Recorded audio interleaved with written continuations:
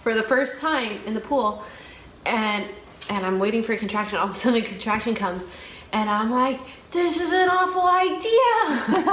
But I can't, like, in the middle of the contraction, it's like it was right before I pushed. Okay. I couldn't, so I was 9.5 centimeters. Wow. I couldn't, like, all of a sudden kneel in a contraction. So Philippe's behind me, and I was like, You're give me your standing, hands. or- Yeah. Oh my goodness. I was like, give me your hands. So he puts his palms up. I'm standing in front of him. I put my palms down, and I like start picking my legs off the ground, like pushing into his my hand. goodness. And he starts bending with me, and I'm like, what are you doing?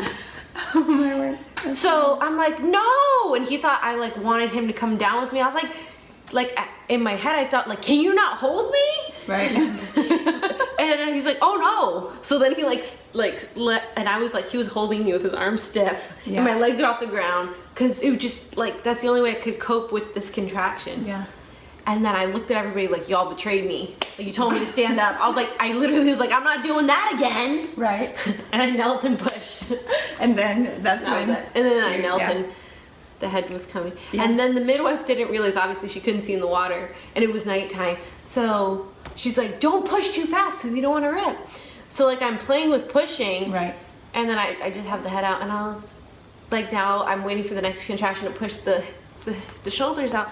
And she's like, well, how's it going? And I'm like, I feel her face. And she's like, it's out? And I was like, yeah. Oh, she didn't even know? And I was like, should I push? Because now I'm not having a contraction. I was like, should I just push, or should I wait for your contraction to push out Right. the shoulders? I have all this on video. Oh my This goodness. dialogue. Okay. And she's like, push! And I was like, oh, okay.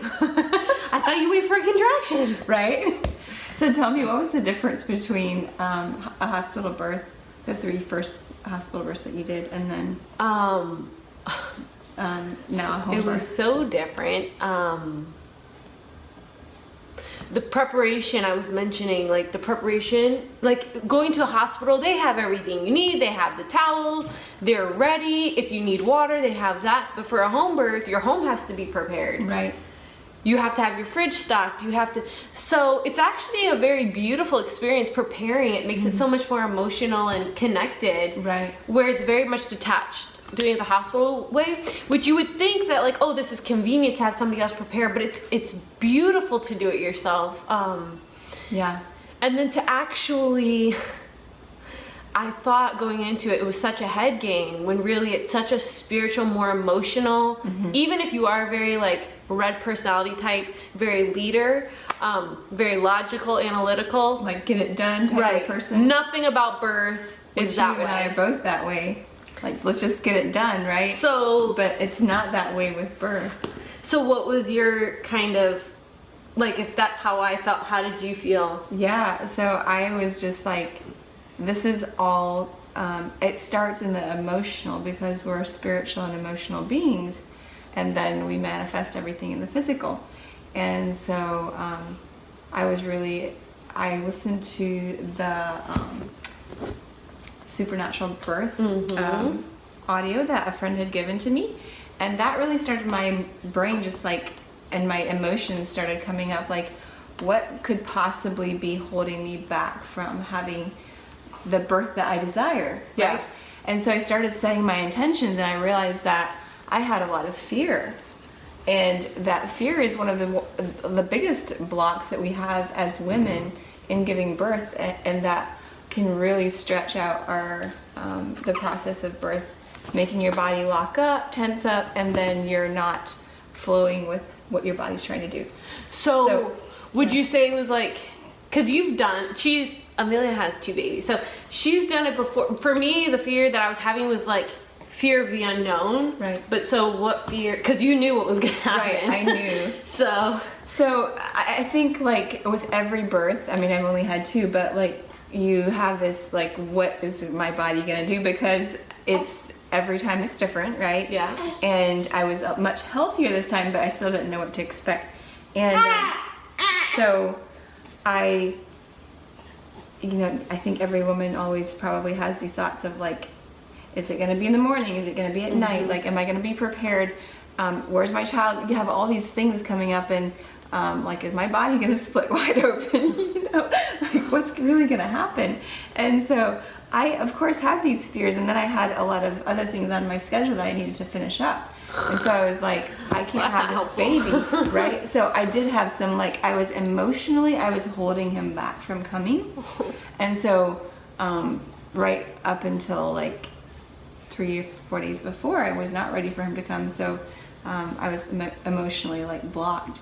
And so I knew I had to take care of that emotional block, or I would not have the experience that I was desiring. Right. So I took care of that, like the day before. I was like, well, 10 days earlier, I kind of dealt with this spirit of fear. I would say, like, I realized that here's like something that's really was on my heart to share, is like, sometimes in our past, like in my childhood, there was a lot of rough, like traumatic things, and I actually had some death wishes that I had to take care of, like just Wow. like wishing that, you know, like maybe I wasn't here, or like when you think of death wishes, it's literally anything that makes you think or feel like it would be better if I wasn't here, right? And sometimes in our humanness, we think that's the only solution, or that's the way to get away from it, or fix somebody else, our loved one's life or something, you know? And so I realized that anything that is a death wish has created a dissonance in my body, or like it's not harmonic anymore, like my cells. And so when you have death wishes, your body now is in conflict with itself, and then that creates fear and anxiety. Literally creates fear and anxiety in your body. So that is the stuff that I dealt with like 10 days prior to his birth. And that is one of the things that I really attribute to like his birth being smooth. And I was going into his birth, I was like, I will not, anytime that I feel fearful, I am gonna claim God has not given me a spirit of fear, but power, love, and a sound mind. And So when it really came time to you in labor, were you in your conscious mind enough to say those affirmations, or did you even need to? I did need to. You did? Yeah. And I was in my conscious mind enough only because, like, listen to this. Nothing was going the way I wanted it to. Oh my It gosh. was a 2-hour home birth, like at 3 o'clock in the morning is when it started. And Zoe and Leroy had gone to bed, he was sleeping. Zoe, my 3.5-year-old, was awake the whole night. She knew something was up. So, like, nothing was going the way I wanted it to. I thought if it's in the morning, early morning, we'll just let Zoe sleep through the whole thing, no problem. But so when it started, like, nothing was in my environment was the way that I kind of imagined. Oh no. So now I go to the bathroom because I'm like, I need to be present, fully present with Have myself. you woken Leroy up yet? Yeah. Totally. Yeah. Like slapped him awake. Yeah. Okay. I'm like, get up. Yeah. We need the pool put up. We need the child out of the house. Did you have an electric pump to blow it up, or was he like blowing it up? Oh, so this pool was actually like hard sides. He just had to put a rod Okay. through it and then put a liner in, so it was a little bit easier. Interesting. Yeah. Really? So you couldn't lead on the edges of it? I could because it was like, not cardboard, but it was like stiff, like sides. And you could like hang on it? Mm-hmm. Huh. Yeah, so it was pretty Interesting. nice. But I've never seen one like that. so kind of my intention was to just be fully present with myself and not worry about my environment, and that's what I did. And I really believe that's why I was even aware that I was feeling fearful. So I said, nope, I don't care if this baby is born in the bathtub, because I was in our bathroom in the bathtub until the pool got set up. So how long was that you're alone? Probably 45 minutes. Maybe.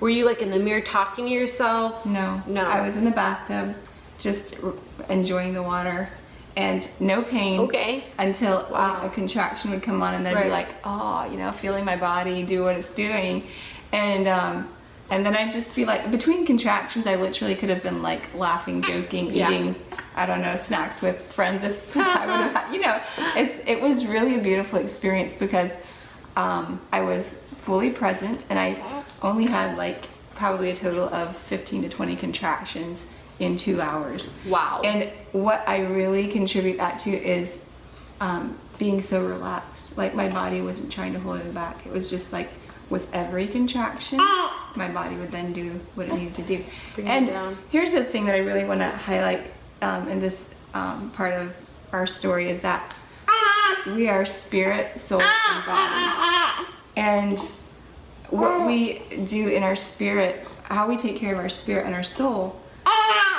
directly reflects in our body. You know, like that really creates our reality. So I could say before going into birth, one of the things I told Philippe was like, I want you to constantly be praying, because if I am not able to keep in a positive mindset, I don't want to feel like, Lord, you've forsaken me or you've abandoned me in this time of like really hard, like a really, you know, intense time. So just like, so that would bring my center back to like, Lord, like recentering and keeping my eyes on him. So after I had the baby, my mom asked me the next day, or asked Philippe, she heard the story from me, but of course I'm living it through my experience and he lived it through his. And he said something that was shocking to me, that he observed. I don't know if I felt this way, but that's what he was experiencing and observing, that when we were actually in our birth pool, he was sitting behind me and I was like holding onto his knee, so I was in between his legs, and anyway, and he kept praying like out loud, and like just asking that God that you would relieve this pain, that we would be quick, and like he said, I didn't know, but he said to my mom, like every time I would pray, I'd notice her next contraction was so much easier. It just sounded like it wasn't as painful for her. Wow. So it was just like, I don't know if that was the case for me, but he obviously could hear my breathing like in a conscious state where I'm, you know, just living in the moment. And he said that the next contractions would be easier for me, he heard. and then again he just kept praying like every few contractions, and he'd just start praying again out loud. That's beautiful. So that's again bringing like Holy Spirit back in, and like we're not afraid, like you've designed us for this and we don't want fear here. Right. So that was, because it's the most natural thing for our bodies. Like we're made to do this, and our culture has painted it to be such an awful thing that could happen to, like almost like a medical condition, you know. And it's not. It's beautiful. It's so beautiful. Yeah. It's having 3 hospital births and now having my first natural birth. It's, you know, that up until very recently, for all of time, they've done this and they've got through it, whether they were in a good emotional state or not. But you could actually have something so beautiful. And I found, leading up to this birth, I did so much like listening to TED Talks and stuff, and they said women that are in a healthy relationship with their spouse, like if that's a positive line, then you feel supported emotionally. And how I like best those around me supporting me in birth is not helping me in a contraction, but that in between time, just letting me know how loved I am, like hugs, literally like a hug or a touch. Will be like, I know that you're there. I know you physically can't relieve the pain, but just to know that you're there is like really comforting. So I made sure leading up to having the baby, I was like, I do not want to be at bad terms at any point with my husband, like having any anger towards him or letting any friction happen in our marriage. Like making sure I did not let it happen for a second, because I didn't want to possibly go into labor and now have that like offness in between us. So it was really beautiful. So keep that in mind. Like we can fight, we can all pick things to like have offenses about, right, but like from the both of the spouses to know that like we're having a baby soon and we really want to be grown-ups here, so we can both support one, you know, so the husband can really support us and we allow them to, because sometimes they want to but we want to be offended or something, so we're all human, it happens. So that was key for me. That's awesome. Looks like our babies are both sleeping.